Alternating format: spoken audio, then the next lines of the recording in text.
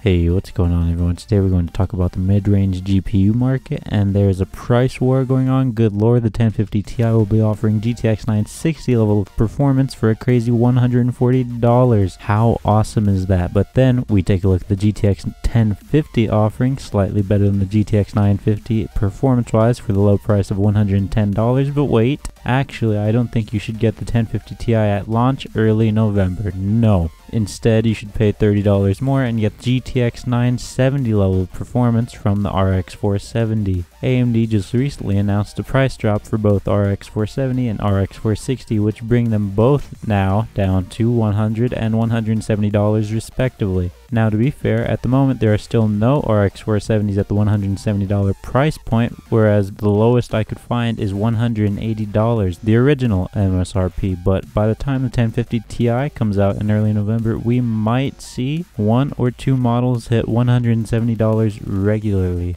Now, I think based on previous NVIDIA GPUs this year, we will likely see several models at the $140 MSRP on the launch date. This will give us $30 to work with between the GTX 1050 Ti and the RX 470's new MSRP. Now, I haven't had anyone really dispute my speculation on the GTX 1050 Ti and 1050 performance in my previous videos, so we'll just go off of those. We'll say the GTX 1050 will land somewhere in between the GTX 950 and 960, and the 1050 Ti will perform slightly better or on par with the GTX 960. Now, we'll look at Guru 3D's benchmarks. In GTA 5, the RX 470 ranges from 76 to 81 FPS, while the 1050 cards will range from approximately 45 to 55 FPS. In The Witcher 3, the RX 470 ranges from 49 to 52 FPS, whereas the 1050 cards will range from approximately 27 to 38 FPS. And in Doom 2016, the RX 470 ranges from 84 to 116 FPS, while the 1050 cards will range from approximately 30 to 40 FPS.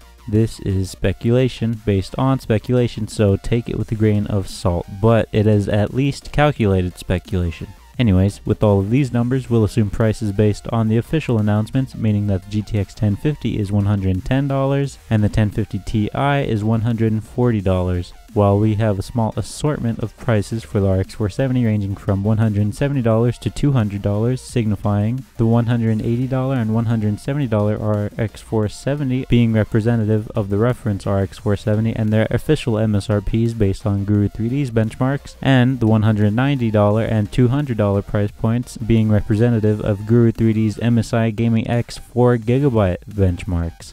We see here that in a pure FPS per dollar price comparison, the RX 470 ends up a better value in most instances here. For example, up top we have the equivalent of the RX 470 Gaming X 4GB, where you pay $172 per single frame per second at 116 average FPS in Doom 2016 Vulkan. Although overall the RX 470 costs more at every one of those price points, you are getting a better deal overall and the best bang for your buck if you scrape together some pennies, exactly $30 more than the 1050 Ti here. Like in Doom 2016 without Vulkan, you're paying $2.02 per single FPS for a total of 84 FPS on the RX 470 at the new MSRP of $170 versus again the 1050 Ti at the $140 MSRP, which is $350 per FPS for a total of 40 FPS.